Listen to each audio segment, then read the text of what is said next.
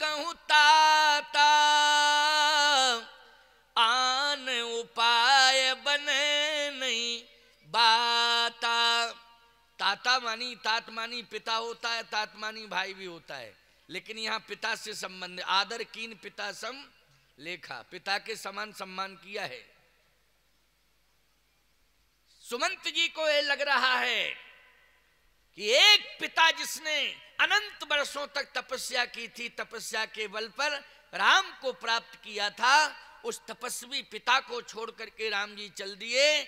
लेकिन मैं तो उनके अधीनस्थ एक राज्य का मंत्री हूं, प्रधानमंत्री हूं, उन्हीं के अधीनस्थ हूं, लेकिन मुझे सम्मान भी दे रहे हैं और बार बार कह रहे हैं कि मैं तुम्हारे बिना नहीं चल सकता हूं, प्रधानमंत्री जी रथ को आगे बढ़ाइए। बाकी सबको छोड़ दिया लेकिन मुझे नहीं छोड़ा। देखो भाव आ गया कि नहीं, भाव आ गया।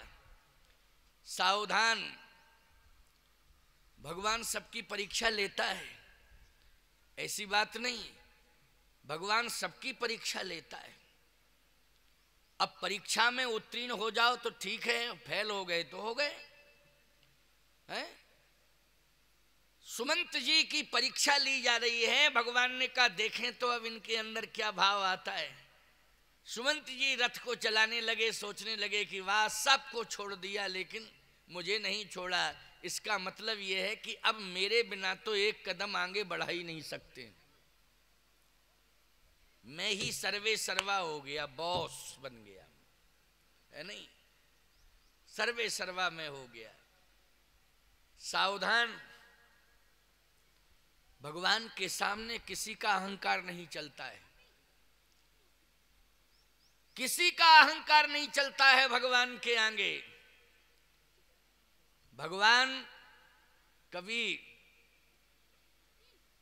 किसी के अहंकार को स्वीकार नहीं कर सकते।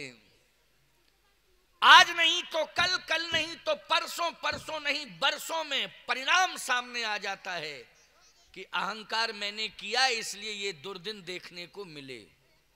बरसों में कभी ना कभी आ ही जाता है। कोई भी व्यक्ति सोच ले, चाहे व्यापार करने वाला हो, चाहे राजनीति करने वाला हो, और चाहे वो बौद्धिक चिंतन देने वाला हो, कोई भी हो, बरसों में रिजल्ट आउट हो जाता है। अहंकार रावण ने किया, लेकिन ईमानदारी से बताओ 14 साल बाद रहा न को कुल रोवन हारा।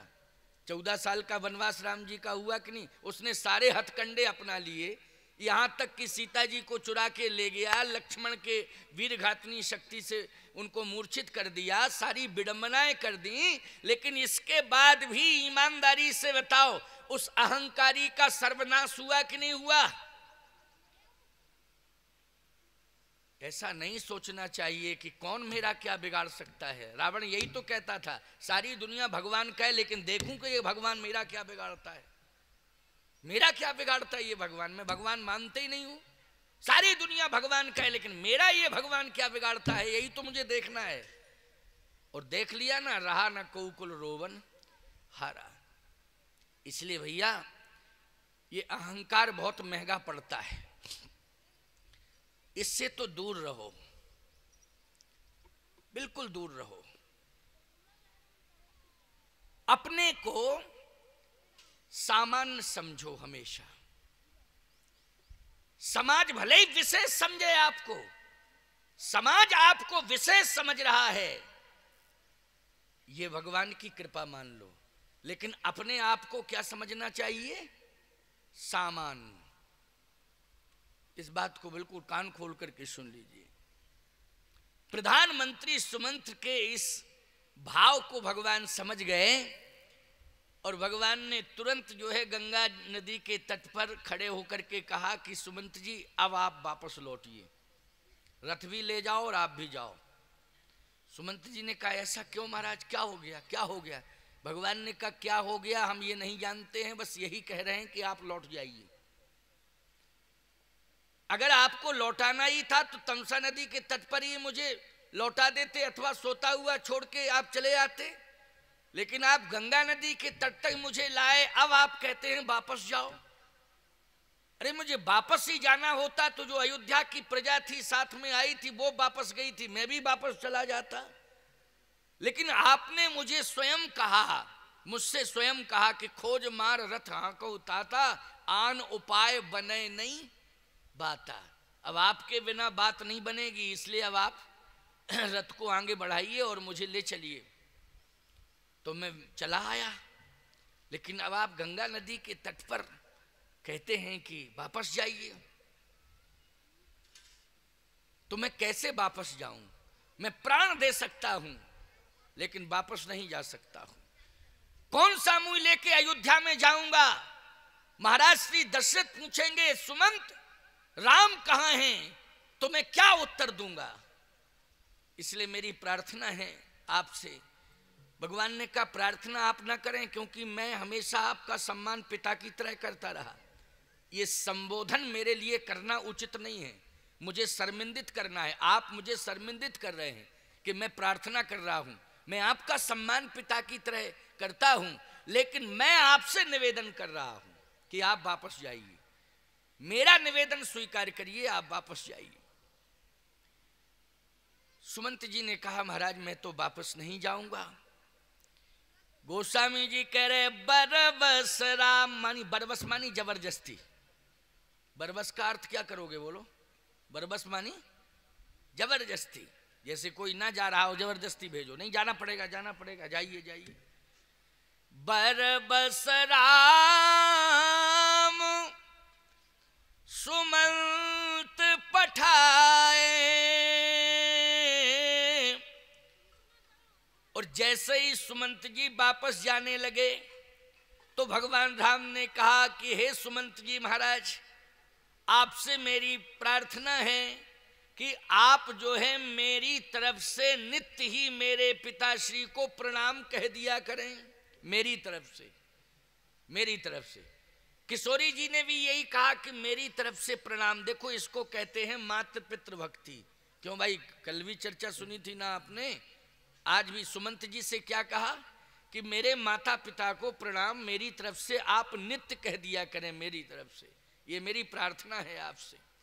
इसका मतलब है नहीं, लेकिन माता पिता के प्रति सम्मान का भाव सदा है कि नहीं? बोलो है कि नहीं सदा? तुम कहीं भी रहो, लेकिन प्यारे एक बात मैं कहना चाहता हूं, माता पिता से तुम परिस्थितियों के कारण कहीं भी रहो, लेकिन मन से तुम माता पिता को प्रणाम कर लिया करो। जैसे लक्ष्मण जी ने जाय जननी पग नायऊ माथा, लेकिन मन रघुनंदन जानकी साथा। लक्ष्मण जी का मन तो भगवान के पास रहा, लेकिन तन कहां रहा? माता सुमित्रा के पास।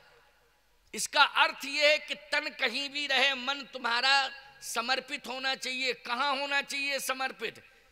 क्योंकि सुमित्रा जी ने लक्ष्मण जी का हाथ जानकी माता के हाथ में पकड़ा दिया था और यही कहा था कि मेरे पास हे बहू सीता, मेरे पास तुम्हारे देने के लिए कुछ भी नहीं है, मैं देने के लायक नहीं हूं, लेकिन मेरे पास अगर कुछ भी देने के लायक है तो मेरा पुत्र लक्ष्मण है, उसे मैं तुम्हारे हाथों में सौंप रही हूं। इसे आज से तुम अपना पुत्र मान लेना, इसलिए तुम्हारा बेटा है, ये पुत्र है।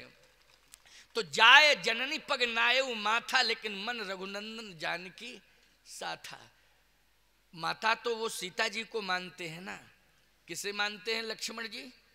सीता जी को माता, क्योंकि ये अधिकार माँ ने ही दिया है, जन्मधात्री माँ ने ये अधिकार दिया है कि आज से तुम्हारी माँ सीता है, मैं कह रही हूं। इसलिए प्यारे लक्ष्मण जी का मन भी कहां है? बोले मन तो मन रघुनंदन जानकी साथा।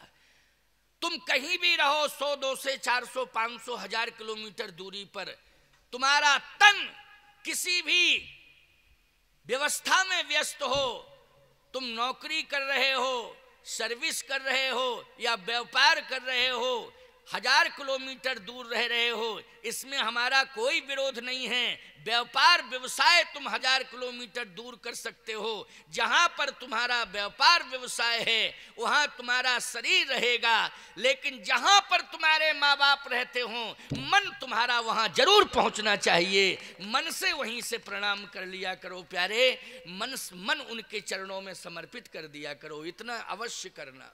ये सनातन